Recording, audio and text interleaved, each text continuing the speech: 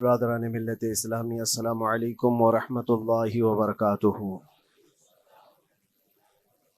الحمد للہ وکفا وسلام علی حبیبہ المصطفیٰ، اما بعد فاعوذ باللہ من الشیطان الرجیم، بسم اللہ الرحمن الرحیم۔ ان ینصرکم اللہ فلا غالب لکم وان یخذلکم فمن ذا الذی ینصرکم من بعدہ وعلی اللہ فلیتوکل المؤمنون۔ صدق اللہ مولانا العظیم۔ بارگاہ رسالت معاب صلی اللہ علیہ وسلم میں درود پاک کا ہدیہ پیش کریں۔ اللہم صلی علی سیدنا و مولانا محمد معدن الجود والکرم وآلہ واصحابہ الکرام وابنہ الکریم وبارک وسلم صلاة دائمتا سرمدا ابدا۔ اللہ عز و جل قرآن عظیم میں فرماتا ہے، اگر اللہ تمہاری مدد کرے تو کوئی دوسرا غالب آ ہی نہیں سکتا۔ ان ینصرکم اللہ فلا غالب لکم، تم پر کوئی غلبہ حاصل نہیں کر سکتا اگر اللہ تمہاری مدد کرے۔ وَإِن يَخْذُلْكُمْ فَمَنْ ذَا الَّذِي يَنْصُرُكُمْ مِنْ بَعْدِهِ، اور آگے اللہ فرماتا ہے، اور اگر اللہ تمہیں چھوڑ دے یا گرا دے تو کون ہے اس کے بعد جو تمہاری مدد کرے؟ کوئی ہے جو اللہ کے علاوہ تمہاری مدد کر سکتا ہے؟ جب نہیں ہے تو پھر آگے ہونا کیا چاہیے؟ وَعَلَى اللَّهِ فَلْيَتَوَكَّلِ الْمُؤْمِنُونَ، تو مومنوں کو چاہیے کہ وہ صرف اللہ پر بھروسہ کر کے رہیں۔ فتح، نصرت، مدد، یہ سب جو چیزیں ہیں بہت سارے لوگوں کے ذہن و دماغ میں ایسے ہے کہ فوراً آ جانا چاہیے۔ کوئی بھی فتح ہو، کوئی بھی مدد ہو، بغیر تمہارے اسٹرگل کیے ہوئے، بغیر مصیبت اٹھائے ہوئے نہیں ملے گی۔ اگر فتح و نصرت یوں ہی آپ کو روزانہ ملنے لگ جائے تو کیا رسول پاک صلی اللہ تعالیٰ علیہ وسلم مدینہ طیبہ میں بیٹھ کر دعا کرتے تو ساری چیزیں فتح یاب نہیں ہو جاتی؟ آپ صلی اللہ تعالیٰ علیہ وسلم کو بدر میں جانے کی ضرورت کیا پیش آتی؟ احد میں اپنے 70 جوان صحابہ کی شہادت پیش کرنے کی ضرورت کیا پیش آتی؟ اور اسی طرح سے خیبر ہو کہ حنین ہو کہ طائف ہو، کتنی جنگیں ہیں جس میں اپنی جان کی بازی لگائی صحابہ نے۔ سب سے بڑا معرکہ تو کربلا کا دیکھیں آپ، جہاں پورا کا پورا خاندان شہید ہو گیا ہے۔ تو فتح و نصرت بغیر قربانی کے اور بغیر تکلیف کے ایسی ہی آ جائے؟ آج کے زمانے میں ہم سوچ کر کے بیٹھے، ایسا نہیں ہوتا۔ اسلام زندہ ہوتا ہے ہر کربلا کے باہر، اور اللہ کی مدد آتی ہے، یہ بھی نہیں ہے کہ نہیں آئے گی۔ کچھ لوگ مایوس ہوتے ہیں، کچھ لوگ نروس ہو جاتے ہیں اور بھاگنے پر مجبور ہوتے ہیں۔ یہ امتحانات کی گھڑی ہوتی ہے۔ ایک حدیث پاک میں آپ کو بتاتا ہوں، اللہ کے نبی صلی اللہ تعالیٰ علیہ وسلم ارشاد فرماتے ہیں کہ آخر زمانے میں ایک ایسی عظیم جنگ ہوگی ایمان والوں کی اور رومیوں کے درمیان۔ کفار و مشرکین ہیں اور مسلمین ہیں۔ اس کو ملحمۃ الکبریٰ کہا گیا ہے، قیامت سے قریب ہونے والی یہ سب سے بڑی جنگ ہے۔ اسی سے آپ اندازہ لگائیں، اللہ کے حبیب صلی اللہ علیہ وسلم ارشاد فرماتے ہیں کہ اس میں کفار و مشرکین 80 جھنڈوں کے نیچے آئیں گے، اور ہر جھنڈے کے نیچے 12,000 کی فوج ہوگی، جو تقریباً حساب کرنے پر 9,60,000 کی فوج بن جاتی ہے۔ اگر وہ مومنین سے مقابلہ کرنے کے لیے اتنی بڑی فوج ایک جگہ جمع ہوتی ہے تو پھر اس جنگ کا اندازہ کریں کتنی بڑی۔ اس کو الملحمۃ الکبریٰ کہا گیا ہے اس لیے کہ اس میں گوشت کے چھیتڑے اڑیں گے۔ ملحمہ جو کہا گیا ہے عربی میں کہ گوشت کے ٹکڑے ٹکڑے دیکھے جائیں گے، اس قدر اس میں جانیں جائیں گی۔ اس جنگ کے متعلق جو اللہ کے حبیب صلی اللہ علیہ وسلم نے پیشین گوئی کی ہے، جو پہلے سے خبر دی ہے، وہ کیا ہے؟ فرمایا کہ پہلا دن جب ہوگا مقابلہ کا تو اس میں مسلمانوں کی جماعت میں تعداد کتنی ہوگی یہ تو نہیں بتایا گیا۔ کفار و مشرکین کے تو بتایا کہ 80 جھنڈوں کے نیچے آئیں گے، لیکن مسلمان اور مومنین جو لڑ رہے ہیں ان کی تعداد کا کوئی علم نہیں ہے ہمیں، لیکن یہ پتا ہے کہ ان میں سے 1/3، ایک پوری جماعت کا 1/3 حصہ میدان چھوڑ کر بھاگ جائے گا۔ جنگ میں سے وہ میدان چھوڑ کر بھاگ جائیں گے جب اتنی شدت کی چیز ہو رہی ہو، مصیبت آ گئی ہے، تکلیف آ گئی ہے۔ ایک تہائی میدان چھوڑ کر بھاگ جائیں گے. اور ان پر کیا فرمایا حضور پاک صلی اللہ علیہ وسلم فرماتے ہیں وہ دنیا کے روئے زمین کے بدترین لوگ ہوں گے, ان کی توبہ بھی قبول نہیں ہوگی. وہ سب سے بدترین لوگ ہوں گے, پیٹھ دکھا کر جو نکل چکے. دوسرا مرحلہ آئے گا, دوسرا پڑاؤ, یہ ایک بہت سخت سٹرگل کرنے والا میدان ہے, مصیبت اٹھا رہے ہیں, مشقت اٹھا رہے ہیں. دوسرا دن ایسا ہوگا کہ مومنین کی جماعت کا 1/3 ایک تہائی حصہ شہید ہو جائے, قتل ہو جائیں گے. سوچو یہ بہت بڑی بات ہے. یہ دونوں چیزوں پر میں آج آپ سے گفتگو کرنا چاہتا ہوں. ایک تہائی حصہ میدان چھوڑ کر بھاگ جا رہا ہے اور ایک تہائی حصہ قتل ہو گیا, شہید ہو گئے. بچے کتنے ہیں؟ 1/3. لاسٹ میں ایک تہائی حصہ بچا ہے. یعنی ایک میں اگر 3 پارٹ کریں تو 2 پارٹ تو ختم ہو گئے, ایک پارٹ بچا ہے. اور اللہ کے نبی صلی اللہ علیہ وسلم فرماتے ہیں اللہ رب العزت اس آخری تہائی حصے کو فتح مبین عطا فرمائے گا. فتح تو ہے ان کی, فتح ہوگی ان کی, لیکن جو حصہ بچا ہوگا وہ اخیر کا 1/3 حصہ ہوگا. اب اس پر مجھے عرض یہ کرنا ہے, مومنوں کو اگر فتح دیکھنا ہے, اللہ کی نصرت اور مدد دیکھنی ہے, تو یہ 2 چیزیں تو برداشت کرنی پڑیں گی. کون سی؟ پہلی چیز اپنوں کا چھوڑ کر بھاگ جانا, اور دوسرا اپنوں کا اپنے سامنے مر جانا. یہ دونوں چیزیں ہمیں دیکھنا پڑے گا. بہت سارے ایسے ہوں گے جو چھوڑ کر جا چکے ہوں گے, دامن چھڑا رہے ہوں گے, بھاگ چکے ہوں گے, اور کچھ وہ ہوں گے جو لڑتے لڑتے اپنی جان دے چکے ہوں گے. یہ دونوں بھی بہت سخت مسئلے ہیں میرے عزیزوں. انسان کو یہ پگھلا دیتی ہیں چیزیں. اگر آپ کو ایسا لگے کہ میرے اپنے جاننے والے لوگوں میں سے کچھ لوگ مجھے چھوڑ کر بھاگ جا رہے ہیں, تو یہی انسان ٹوٹ جاتا ہے, اس کے دل کی کیفیت بدلنے لگ جاتی ہے, وہ پھر مایوسی کا شکار ہونے لگتا ہے. میری جماعت میں 100 لوگ تھے, 90 تو بھاگ رہے ہیں, 10 کیا کریں گے؟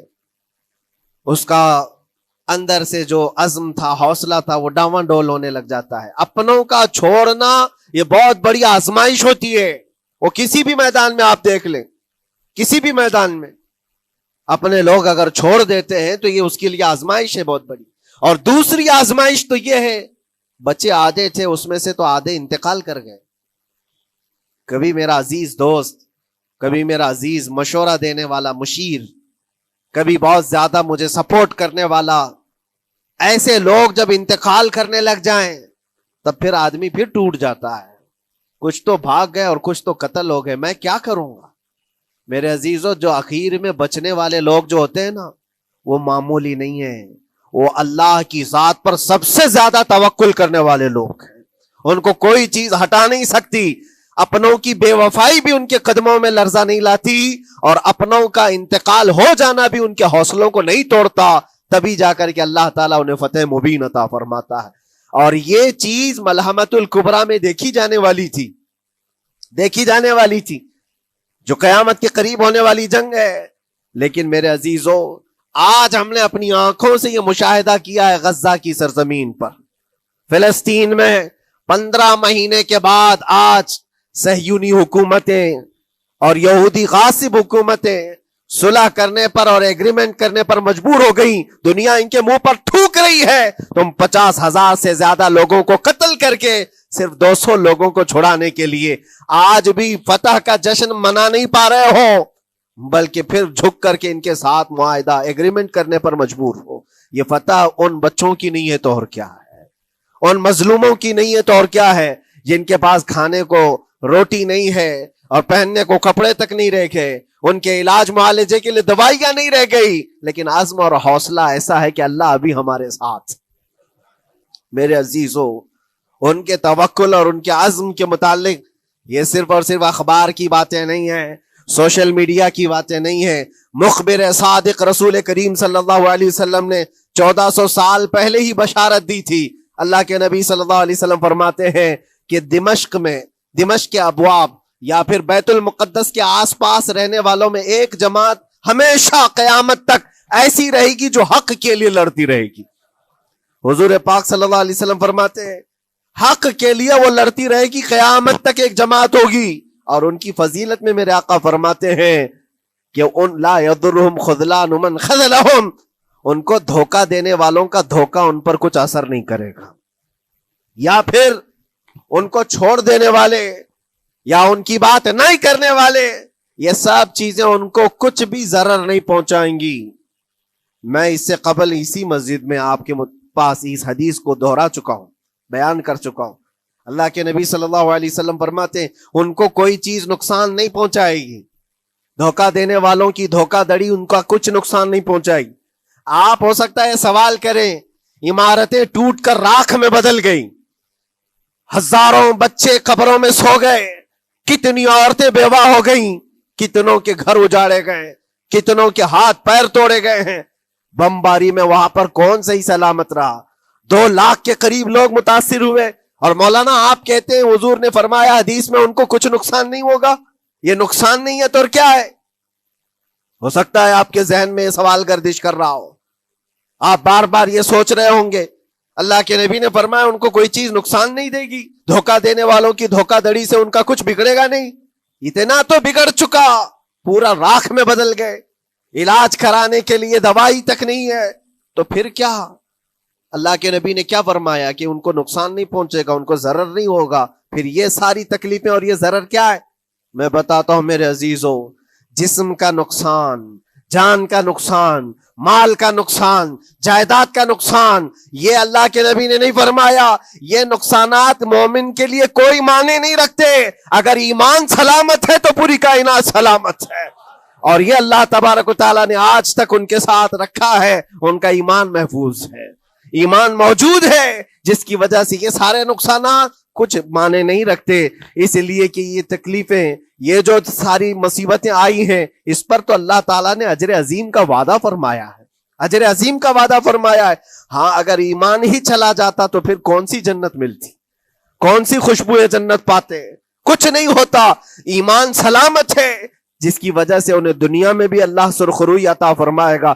ایک بھی جگہ سے کہیں ان نہتے مسلمانوں کو جو غریب مظلوم ہیں اور ٹوٹے پوٹے ہاتھوں اور ٹکڑے پہنے ہوئے بچے ہیں، ان کو کوئی یہ نہیں کہتا کہ یہ ظالموں کے لوگ ہیں، بلکہ ہر کوئی یہ کہتا ہے ایک ظالم کے خلاف جس کے پاس دنیا کے سارے آئٹم پاور ہیں، لیکن یہ نہتے بچے کھڑے ہیں، دعائیں بھی ان کے ساتھ ہیں اور رحمت الہی بھی ان کے ساتھ ہے.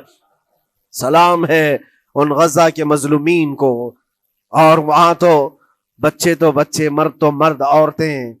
آپ نے سنا ہوگا ان جوان لڑکیوں کا، میں نے دیکھا تھا، وہ کہہ رہی تھی کہ ہم رات کو برقع پہن کر کے اور رات کو ہم حجاب پہن کر کے سو جاتی ہیں، اس لیے کہ بمباری میں جب گھر تباہ ہو جاتے ہیں، صبح لوگ لاشیں اٹھانے آتے ہیں تو کہیں ہم بے پردہ لاشوں میں نہ مل جائیں. سلام ان بہنوں کو.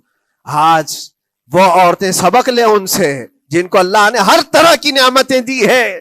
تمہارے گھر میں جائیداد بے پناہ ہے، مال و دولت بے پناہ ہے، کپڑے روز بدلنے کے لیے تمہارے پاس ہیں، سب رکھ کر کے تم عورتوں کو، آج ہم بازاروں میں جو بے پردہ دیکھتے ہیں، یہ شادی محلات میں ہر جگہ جو عورتوں کی بے حیائی اور بے پردگی دیکھ کر پھر میں سوچتا ہوں سلام ان بہنوں کو جو موت کی رات بھی حجاب ہٹانا نہیں چاہتی، اس لیے کہ دنیا سے جائیں تو اللہ کی بارگاہ میں حجاب کے ساتھ جائیں. یہ ایمان ہو تو پھر اللہ تبارک و تعالیٰ کی مدد بھی آتی ہے، نصرت الہی آتی ہے. مجھے بتاؤ میرے عزیزوں، 50,000 کا خون کر دینے والا وہ ظالم اور غاصب اسرائیل، وہ اپنے 200 قیدیوں کو چھڑا کیوں نہیں سکا؟ وہ حاصل کیوں نہیں کر سکا 200 لوگوں کو؟ بلکہ ان میں سے 5 لوگوں کو کیوں نہیں حاصل کر سکا؟ 50,000 کو قتل کر ڈالا، اور وہ بھی سیویلینز کو، شہریوں کو جن سے تمہارا مقابلہ ہے، ان کی موت کی تو کوئی خبر ہی نہیں آتی. جو تم سے برسر پیکار ہیں، جو لڑ رہے ہیں، ان کے موت کی خبر نہیں آتی. بچوں کی موت، عورتوں کی موت، ہاسپٹل میں موت، یہ سارا جو ناچ دیکھا گیا ہے 15 مہینے سے ہم دیکھتے آئے. لیکن افسوس اس بات کا ہے میرے عزیزوں، اللہ کا عذاب ان ظالم بادشاہوں پر بھی آئے گا جو ان کی موتوں پر دیکھ کر تماشے کر رہے ہیں. وہ اپنی عیاشیوں میں مصروف ہیں، وہ اپنے عیش قدوں میں شراب نوشی اور کباب خوری پر مصروف ہیں، اور ان بچوں کی تڑپتی ہوئی لاشوں پر وہ اپنی کرسیاں سجائے بیٹھے ہیں. وہ عرب کے ظالم بادشاہ کہاں ہیں؟ جن کے گھروں میں سونے کے ٹوائلٹ بنائے گئے ہوں، جو سونے کی کرسی پر بیٹھ کر کے حکومت اور تخت بچھاتے ہوں، میرے عزیزو ان کی بھی پکڑ آنے والی ہے، آپ انتظار کرو، کیونکہ اللہ تعالیٰ قرآن میں فرماتا ہے وَسَيَعْلَمُ الَّذِينَ ظَلَمُوا أَيَّ مُنْقَلَبٍ يَنْقَلِبُونَ، ان قریب ظلم کرنے والے یہ پہچان لیں گے کہ اللہ ان کو کس پلٹی میں گرائے گا، وہ کس پلٹی میں، کس کھائی میں جا کر کے گریں گے۔ اندازہ کرو، ظالم صرف وہی نہیں ہے جو بمباری کرتا ہے اور قتل عام کرتا ہے، ظالم وہ بھی ہے جو تماشائی بن کر کے لوگوں کا سپورٹ کرتا ہے، ان لوگوں کو سراہتا ہے جو ظلم کر رہے ہیں۔ افسوس کا مقام ہے، وہ چیختے رہ گئے، چلاتے رہ گئے ہیں، اور پھر اخیر میں وہ بچوں نے پکار کر کے یہ بھی کہا ہمیں کسی جگہ سے مدد کی امید نہیں ہے، نہ ہمارے پڑوسی ملک سے، نہ کسی بہت بڑے مسلم بادشاہ سے، ہمیں امید ہے فتح کی اور مدد کی تو پروردگار عالم سے ہے۔ اور یقیناً مومنوں کے لیے اللہ نے یہی فرمایا وَعَلَى اللَّهِ فَلْيَتَوَكَّلِ الْمُؤْمِنُونَ، اور مومنوں کو چاہیے کہ صرف اللہ ہی پر بھروسہ کریں۔ میں نے دیکھا ہے میرے عزیزو، یہ دنیا صرف اور صرف لالی پاپ پکڑا سکتی ہے تمہیں، ان کے ہاں مدد کی کوئی گنجائش نہیں ہے، یہ ہمارے ساتھ کھیلتے ہیں، ان کے دلوں کے اندر سے رحم غائب ہے، یہ بچوں کی تڑپتی ہوئی لاشوں کو دیکھ کر کوئی آواز تک نہیں اٹھاتا، جو آواز اٹھانے والا اس کو کیس کر کے بند کر ڈالیں گے۔ جو بھی اگر مظلوموں کے لیے آواز اٹھائے، ان کا پرچم لہرائے، تو کتنے تو یہاں پر FIR ہو گئے، بند کر دیے گئے۔ کیوں؟ مظلوموں کے لیے آواز اٹھانا کیا یہ ہمارا رائٹ نہیں ہے، ہمارا حق نہیں ہے؟ تم ظالموں کے لیے علل اعلان بات کر سکتے ہو، ہم مظلوموں کی بات بھی نہیں کر سکتے؟ کیسی بات ہے میرے عزیزو، ہم جس دنیا میں جی رہے، اسی لیے میں آپ سے کہتا ہوں اٹھو وہ گھر نہ حشر نہ ہوگا پھر کبھی، دوڑو کہ زمانہ چھال اپنی چل گیا، قوت عشق سے ہر پست کو بالا کر دو، دہر میں نام محمد سے اجالا کر دو۔ تمہارے پاس طاقت و قوت نام کی کوئی چیز ہے تو وہ ایمانی طاقت ہے، باقی کوئی چیز، کوئی طاقت و قوت تمہاری مدد نہیں کرے گی۔ وہ قوت ایمانی ہے جو بدر میں صحابہ کے ساتھ تھی، وہ قوت ایمانی ہے جو احد میں بھی صحابہ کے ساتھ تھی، وہ ایمانی طاقت و قوت کا جوش ہی ہے جو 4000 ہوتے تو 40,000 پہ بھاری ہوا کرتے تھے، وہ ایمانی طاقت و قوت ہی ہے جس پہ اللہ کی مدد اور نصرت آتی ہے۔ آج مومنو، آپ سب سے زیادہ اللہ پر توکل کرو، اللہ پر بھروسہ کرو۔ میں نے دیکھا ہے میرے اپنے معاملات میں 8 مہینے تک میں اسٹرگل کرتا رہا، پل پل دیکھتا رہا، اور ایسی زمین پر مجھے لٹایا جاتا جہاں فرشی بھی نہیں ہے، پتھروں کی زمین پر لیٹ لیٹ کر کے ہماری کمر ٹوٹنے پر آتی۔ اس وقت لوگ یہ کہتے فلاں کی طرف سے مدد آ جائے گی، فلاں کی طرف سے مدد آ جائے گی، ہم نے یہ لائن بھی لگا دی ہے، یہ سورس بھی لگا دیا ہے، ہر طرف دیکھتا رہا، اخیر میں پھر یقین ہوا مدد کہیں سے نہیں، میرے پروردگار سے ہی آئے گی۔ اللہ ہی مدد کرتا ہے مومنوں کی، بس یہ ہے کہ صبر ضروری ہے اور تھوڑی مصیبت اٹھانا ضروری ہے، اس لیے کہ مزاج ہے اسلام کا، اسلام زندہ ہوتا ہے ہر کربلا کے بعد۔ اپنی قربانیاں دو اور قربانیاں ضائع نہیں ہوتی، رنگ لائیں گی، ہماری شہادتیں رنگ لائیں گی، ان بچوں کی شہادتیں رائے گاہ نہیں جائیں گی جو 40,000 کے قریب شہید ہو چکے ہیں، وہ رنگ لائے گی۔ فتح بیت المقدس کے لیے ان کی قربانیاں، ان کی شہادتیں ایک عظیم باب بن کر کے نکلیں گی، ایک عظیم دروازہ بن کر کے نکلیں گی۔ آپ انتظار کرنا، وہ دن قریب آ رہا ہے جس کے متعلق میرے مصطفیٰ نے بشارتیں دی ہیں۔ ایک وقت وہ آئے گا جب امام مہدی کا ظہور ہوگا اور صرف پرچم اسلام لہرائے گا، وہ دن آئے گا، یہ قربانیاں ضائع نہیں جائیں گی میرے عزیزوں۔ اور اللہ کریم نے قرآن میں فرمایا، آپ لوگ ڈرتے ہوں گے مولانا پھر سے یہ ساری چیزیں بول رہے ہیں، ان کو برا لگے گا، ان کو برا لگے گا، بہتوں کو برا لگے گا، یہ میری بات نہیں، قرآن کہتا ہے وَلَوْ كَرِهَ الْكَافِرُونَ وَلَوْ كَرِهَ الْمُشْرِكُونَ۔ اللہ قرآن میں فرماتا ہے يُرِيدُونَ لِيُطْفِئُوا نُورَ اللَّهِ بِأَفْوَاهِهِمْ، لوگ تو چاہتے ہیں اللہ کے چراغ کو اپنے منہ کے پھونکوں سے بجھا دیں، اللہ کے چراغ کو اپنے منہ کے پھونکوں سے بجھا دیں۔ اللہ کا چراغ اسلام ہے، اللہ کا چراغ یہ قرآن ہے، اللہ کا چراغ رسول پاک کی ذات ہے، اور ظالم یہ چاہتے ہیں اپنے منہ کے پھونکوں سے اس چراغ کو بجھا دیں۔ اور قرآن کہتے ہیں واللہ متم نورہ، اللہ تعالیٰ اپنے نور کو، اپنے چراغ کو مکمل کر کے رہے گا اور پوری دنیا میں غالب آ کر رہے گا۔ آخر میں یہ جملہ اللہ نے فرمایا اگرچہ کافر یہ بات ناپسند کرتے ہوں، اگرچہ مشرک یہ بات ناپسند کرتے ہوں، میں نہیں کہہ رہا، اللہ کہہ رہا ہے یہ بات تو بری لگے گی ہی۔ ایسا کیوں بولتے ہیں؟ اس لیے کہ یہ ہونے والا ہے جو قرآن نے کہا۔ یاد رکھو زمین اوپر جا سکتی ہے، آسمان نیچے آ سکتا ہے، لیکن میرے رب کا فرمان کبھی ٹل نہیں سکتا۔ جو قرآن نے کہا ہے وہ ہو کر رہے گا، اور اسی پر ایمان ہم سب مومنوں کی شان ہے، ہم سب مومنوں کی شان ہے۔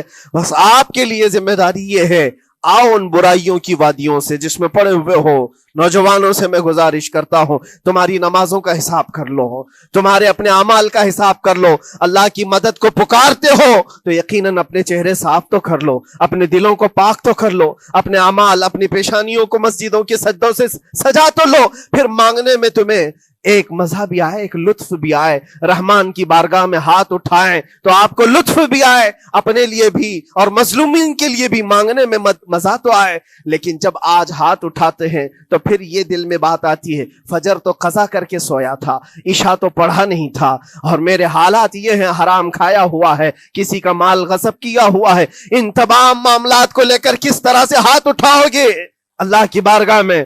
پہلے اپنے آپ کو پاک کر لو میرے عزیزو۔ جب صاف ستھرے ہو جاؤ تو پھر اللہ کی مدد بھی آئے گی۔ اس لیے کہ دنیا میں ہم نے دیکھا ہے صاف پیالہ لے کر کے آؤ گے تو دودھ بھی ڈالا جا سکتا ہے اور مٹھائی بھی دی جا سکتی ہے، لیکن پیالے میں ہی کیچڑ بھر کر کے لاؤ تو دودھ دینے والا کیا اس میں دودھ ڈالے اور مٹھائی دینے والا کیا اس میں مٹھائی ڈالے؟ یہ تو دنیا والوں کا دستور ہے، بلا تشبیہ و بلا تمثیل۔ اپنے پاک دلوں کو لے کر اللہ کی بارگاہ میں جاؤ تو فوراً تمہارے لیے مدد بھی آ جائے، فوراً مدد بھی آ جائے۔ اللہ کریم ان غزہ کے نہتے اور مظلوم مسلمانوں کی فتح کو سدا قائم و دائم رکھے، اور ان کے ٹوٹے پھوٹے بکھرے گھروں کو اللہ تعالیٰ پھر سے آبادی عطا فرمائے، ان کے کمزوروں کو مولا طاقت و قوت عطا فرمائے، ان کے شہیدوں کو مولا اجر عظیم نصیب فرمائے، ان کی بیواؤں کو مولا صبر جمیل عطا فرمائے، ان کے یتیموں کو مولا طاقت و قوت عطا کرے، ان کی مسجدوں کی آواز اور ان کی گونج کو مولا پھر سے بلندی عطا فرمائے، اور ان کے صبر اور ان کے استقامت اور ان کے حوصلے کو مولا پورے دنیا کے مومنین کے دلوں میں قائم عطا فرمائے۔ ان کے ہر طرح کے حوصلے، ان کے صبر اور ان کے مجاہدانہ استقلال کو مولا ہم سب کے لیے ذریعے نجات عطا فرمائے۔ ہماری نسلوں کے لیے اللہ تعالیٰ ایک سبق آموز حکایت عطا فرمائے۔ مولا کریم تیرے دربار میں دعا ہے ہم سب کو بزدلوں کی جماعت سے نجات عطا فرما۔ مولا ہم کو منافقین اور مشرکین اور کافرین کے وسوسوں اور ان کے تمام فتن و شرور سے محفوظ فرما دے۔ ہم سب کو ظالموں کے ظلم سے بچا، فتینوں کے فتنے سے بچا، شرین کے شر سے بچا، حاسدین کے حسد سے بچا، جلنے والوں کی جلن سے محفوظ فرما۔ خدایا قدیر و جبار آخری سانس تک ہمارے ہاتھوں کو غیروں کے سامنے پھیلنے سے محفوظ فرما دے۔ تو اپنا اور اپنے حبیبوں کا محتاج بنائے رکھ۔ وآخر دعوانا ان الحمدللہ رب العالمین۔ السلام علیکم۔